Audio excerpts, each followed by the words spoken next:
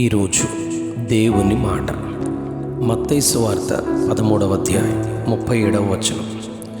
మంచి విత్తనము విత్తువాడు మనుష్య కుమారుడు, మంచి విత్తనము విత్తువాడు మనుష్య కుమారుడు.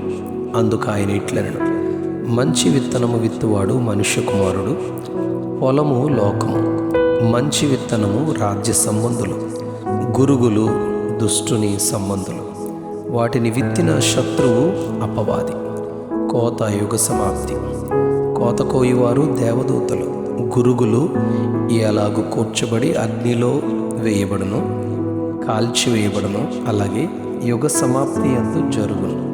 మనుష్య కుమారుడు తన దూతలను పంపును, వారు ఆయన రాజ్యములో నుండి ఆటంకములకు సమస్తమైన వాటిని దుర్నీతి పరులను సమకూర్చి అగ్నిగుండములో పడవేయుదురు. అక్కడ ఏడ్పును పండ్లు కొరుకుటయును ఉండును. అప్పుడు నీతిమంతులు తమ తండ్రి రాజ్యములో సూర్యుని వలె తేజరిల్లుదురు. చెవులు గలవాడు వినుగాక. పరిశుద్ధ గ్రంథంలో క్రొత్త నిబంధన భాగంలోనున్న సువార్తలు 4 యేసు ప్రభు వారి భూమి మీద పరిచర్య, జీవించిన కాలంలో జరిగిన సమస్త సువార్త సేవ, ఆయన కదలికలన్నిటినీ, ఆయన శ్రమలు, శిలువ మరణము, ఆయన పునరుద్ధానము, పరలోక ఆరోహణము, తిరిగి రానయ్యున్నటువంటి సంగతులన్నిటినీ ఎంతో వివరముగా చెప్పబడ్డాయి. మత్తయి సువార్తలో ఆయన తల్లిదండ్రుల కుటుంబ వివరణ, ఆయన పరిశుద్ధాత్మ ద్వారా జన్మించడం, యోహాను యొక్క జన్మ, తన పరిచర్య, ప్రభువునకు ముందుగా మార్గము సిద్ధపరిచిన తన ప్రసంగాలు, యేసు ప్రభు బాప్తిస్మము, ఆయన అరణ్యములో 40 దినాలు ఉపవాసము చేసిన కార్యం, ముగింపులో ఆయనను సాతాను శోధించడం, ఇవన్నీ మొదటి 4 అధ్యాయాల్లో మనం గమనిస్తాం. 4వ అధ్యాయం 17వ వచనం నుండి ఆయన సువార్త పరిచర్య మొదలుపెట్టి ప్రకటించిన వర్తమానము ఒక్కటే. అది పరలోక రాజ్యము సమీపించి ఉన్నది గనుక మారు మనసు పొందుడని చెప్పుచు ప్రకటింపు మొదలుపెట్టారు. ఆయన ప్రకటించుచున్న సువార్తను వినుటకు గలిలయ, దెకపోలి, యెరూషలేము, యూదయ ప్రదేశముల నుండి, యొర్దానునకు అవతల నుండి బహు జన సమూహములు ఆయన బోధ కొరకు వెంబడించుచుండేవారని మత్తయి సువార్త 4వ అధ్యాయం 25వ వచనంలో చెప్పబడింది. ఆయన ప్రజలకు పరలోక రాజ్యమును గూర్చి బోధించే దిశగా వారికి అర్థమయ్యే రీతిలో ఎన్నో ఉపమానాలు, ఉదాహరణలతో పరలోక రాజ్య సంగతులను బోధించారు. మత్తయి సువార్తలో 13వ అధ్యాయంలో ఎంతో ప్రాముఖ్యమైనదిగా ఈ అధ్యాయం ఉంటుంది. ఆయన దగ్గరకు వచ్చిన నలుదిశల నుండి చేరిన ప్రజలకు బోధిస్తూ ఈ అధ్యాయంలో 7 రకములైన ఉపమానాలు ప్రభు బోధించారు. మొదటిది విత్తువానికి వచ్చిన ఉపమానం. విత్తనాలు త్రోవ పక్కన పడినట్లు, రాతి నేలలో పడినట్లు, ముండ్ల పొదలలో పడినట్లు, కొన్ని మంచి నేలను పడినట్లు, కొన్ని 30దంతలుగా, 60దంతలుగా, 100ంతలుగా ఫలించినట్లు ప్రభు చెప్పారు.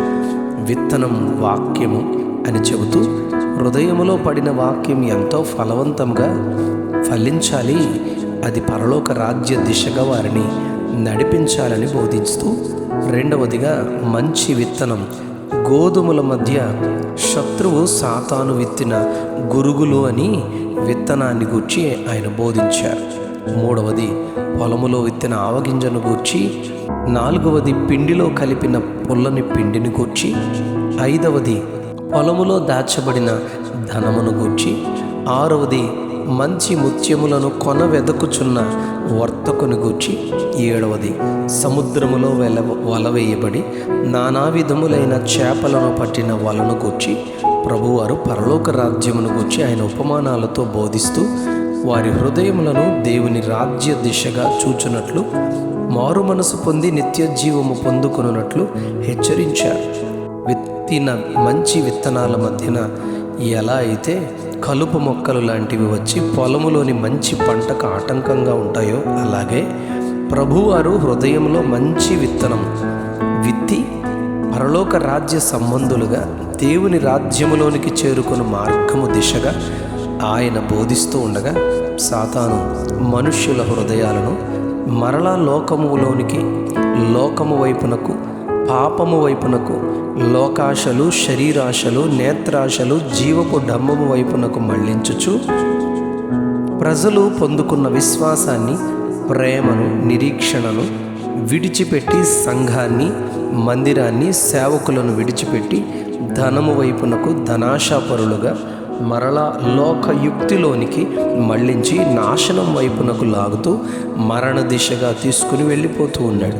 యోహాను సువార్త 6వ అధ్యాయం 67వ వచనంలో యేసు ప్రభుతో ఎంతోమంది శిష్యులుగా ఆయన్ని వెంబడించిన వారు ఒక్కసారిగా అనేకులు యేసు ప్రభు వారిని విడిచిపెట్టి వెళ్ళిపోయారు.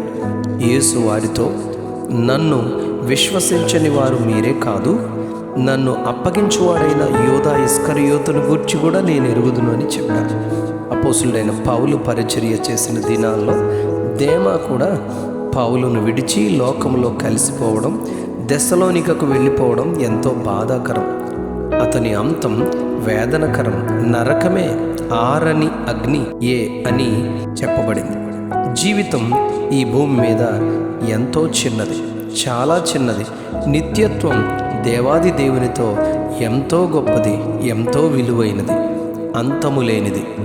క్షణిక సంతోషము కొరకు పరలోక శాశ్వత ఆనందాన్ని విడవక, పోగొట్టుకొనక ఆయన కొరకు భూమి మీద మంచి విత్తనము, వాక్యము హృదయములో దాచుకొని అంగీకరించి నిత్య జీవములో ప్రవేశిద్దాం.